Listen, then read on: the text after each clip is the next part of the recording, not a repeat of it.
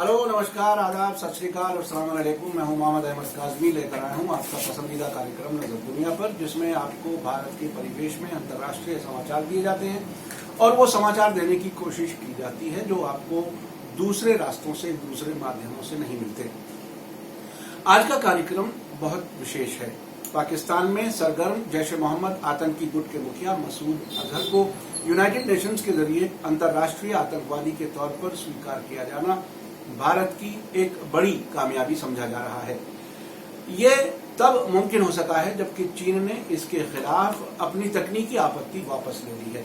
लेकिन ये कामयाबी देश में लोकसभा चुनाव के दौरान मिली है, वो भी ऐसे वक्त में जबकि प्रधानमंत्री नरेंद्र मोदी और उनकी पार्टी भारतीय जनता पार्टी के इस चुनाव के अंत में राजनीतिक तौर पर कमजोर होने की अटकलें लगाई जा रही हैं।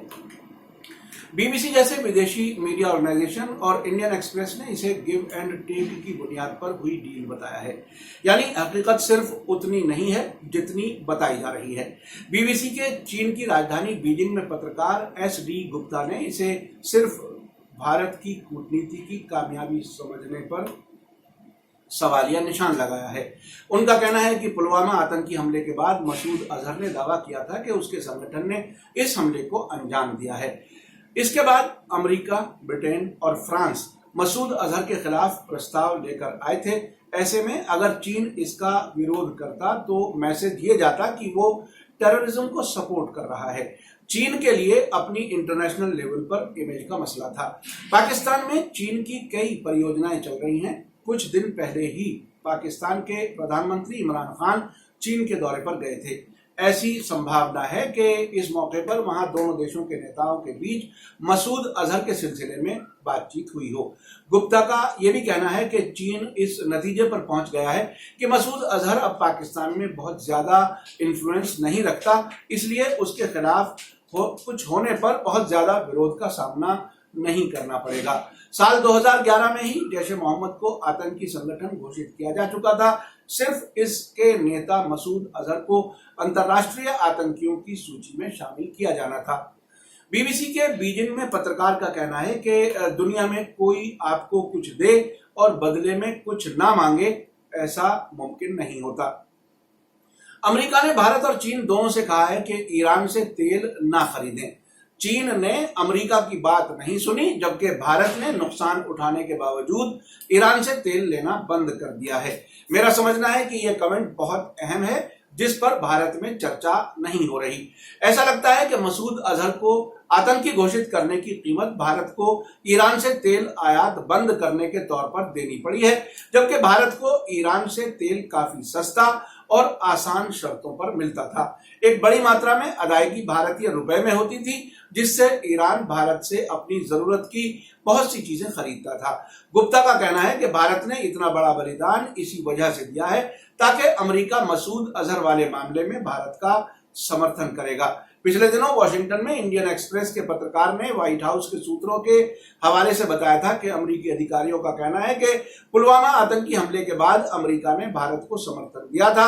अब भारत को ईरान से तेल आयात करना बंद करना चाहिए। गुप्ता का कहना है कि मीडिया भले ही ये बताता रहे कि भारत ने अपनी सच्चाई के दम पर मसूद अजहर को अंतर्राष्ट्रीय आतंकवादी साबित करवा दिया, लेकिन हकीकत में यही बात सही है कि कूटनीति सच्चाई से बढ़कर लेन देन का विषय होता है। यहाँ हर देश को दूसरे देश से कुछ लेने के लिए कुछ देना भी पड़ता है। बीबीसी पत्रकार ने आगे कहा है कि इसीलिए अगर हम ये सोच लें कि आज चीन ने मसूद अजहर पर अपना वीटो ताकत का इस्तेमाल नहीं किया, इसके बदले में भारत को चीन के लिए कुछ नहीं करना पड़ेगा, ये तो कूटनीति की सिर्फ मासूमियत ही समझी जाएगी। भारत के लिए यह बहुत महत्वपूर्ण है कि अब पाकिस्तान पर दबाव पड़ेगा कि वो मसूद अजहर के खिलाफ कदम उठाए। अगर पाकिस्तान ऐसा नहीं करता तो सीधा संदेश जाएगा कि पाकिस्तान संयुक्त राष्ट्र के खिलाफ जा रहा है। इधर इंडियन एक्सप्रेस की रिपोर्ट के मुताबिक जैश ए मोहम्मद प्रमुख मसूद अजहर के बारे में फैसला बीजिंग में belt and road forum conference से ठीक 10 दिन पहले चीन ने कर लिया था। ये फैसला लगभग एक सप्ताह तक बंद दरवाजे के पीछे हुई बहुत सी मीटिंगों के बाद हो पाया था। रिपोर्ट के मुताबिक ज्यादातर कूटनीतिक वार्ताएं न्यूयॉर्क में हुई, जबकि वॉशिंगटन, नई दिल्ली, बीजिंग, पेरिस, लंदन और इस्लामाबाद को सीधे संपर्क में रखा गया था। चर्चा में शामिल कम से कम 6 देशों के अधिकारियों ने इंडियन एक्सप्रेस को बताया है कि ये एक बहुपक्षीय स्तर पर खेला जाने वाला खेल था, यानी ये मल्टीलैटरल एक गेम था।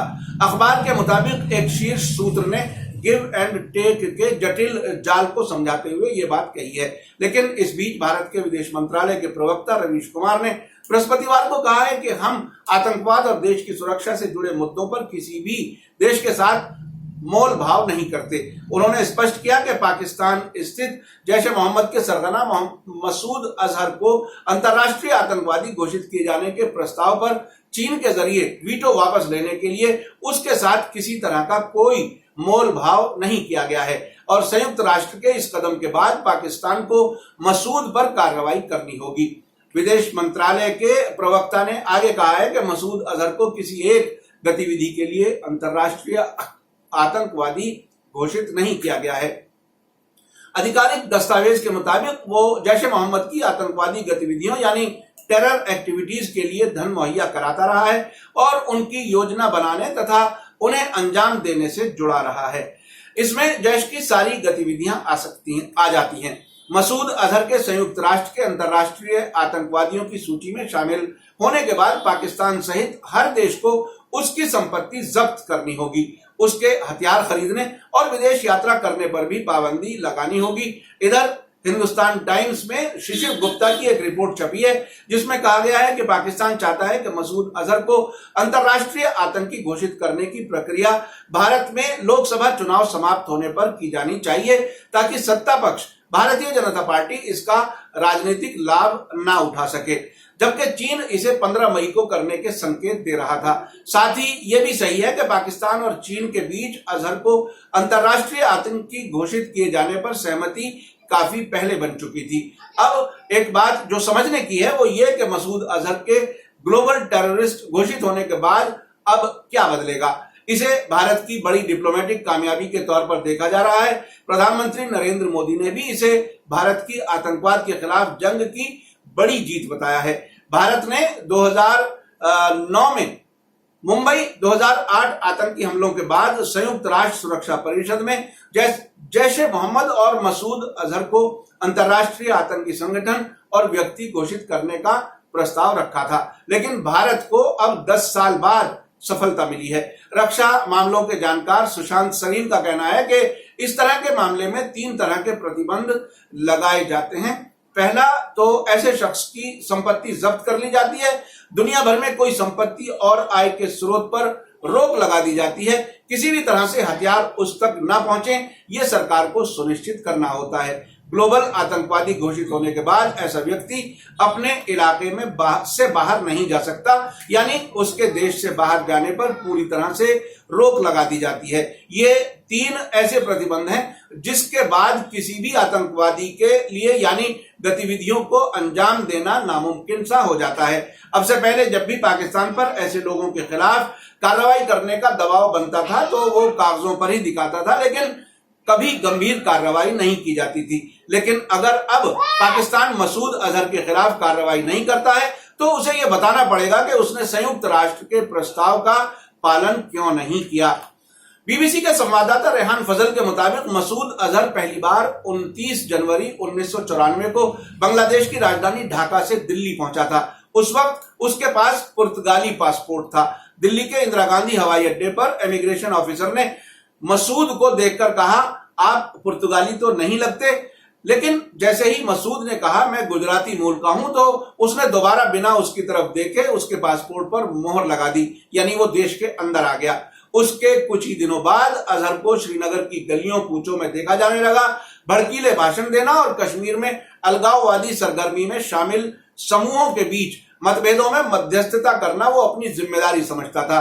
वो कश्मीरी युवाओं को चरमपंथी यानी एक्सट्रीमिस्ट सरगर्मी की तरफ प्रेरित भी करता था। मसूद अजहर को अनंतनाग में उस वक्त गिरफ्तार किया गया जब वो सज्जाद अफगानी के साथ एक ऑटो में जा रहा था। जेल में मसूद अजहर हमेशा ये कहता था कि भारत सरकार उन्हें बहुत दिनों तक अपनी जेल में नहीं रख पाएगी। मसूद के गिरफ्तार होने के 10 महीनों के अंदर चरमपंथियों ने दिल्ली में कुछ विदेशियों का अपहरण यानी किडनैप करके उन्हें छोड़ने के बदले मसूद अजहर की रिहाई की मांग की थी। लेकिन यह साजिश उस वक्त नाकाम हो गई जब उत्तर प्रदेश और दिल्ली पुलिस सहारनपुर से उन बंधकों को छुड़ाने में सफल हो गई। ऐसी भी रिपोर्ट थी कि 1999 में जम्मू की कोट भलवाल जेल से मसूद अजहर को निकालने के लिए सुरंग खोदी गई थी, लेकिन मसूद अजहर के मोटे शरीर की वजह से वो सुरंग में फंस गया और पकड़ा गया। कुछ महीनों के बाद दिसंबर 1999 में कुछ एक्सट्रीमिस्ट इंडियन एयरलाइंस के विमान का अपहरण कर अफगानिस्तान के कंधार शहर ले गए। यह विमान काठमांडू से दिल्ली आ रहा था। उस वक्त अफगानिस्तान में तालिबान की सरकार थी। विमान के यात्रियों को छोड़ने के बदले भारत सरकार मसूद अजहर समेत 3 चरमपंथियों यानी 3 टेररिस्ट को छोड़ने के लिए तैयार हो गई। उस वक्त के विदेश मंत्री जसवंत सिंह और कई बड़े अधिकारी इन आतंकियों को एक विशेष विमान में लेकर कंधार गए थे ताकि अपने विमान और यात्रियों को उनके पंजे से छुड़ा सकें। आपको मेरा कार्यक्रम कैसा लगा कमेंट्स में जरूर लिखें। अगर आप देश और दुनिया में होने वाली घटनाओं को सच्चाई के साथ देखना चाहते हैं तो हमारे कार्यक्रम को अपने सभी सोशल मीडिया प्लेटफॉर्म पर जरूर शेयर करें।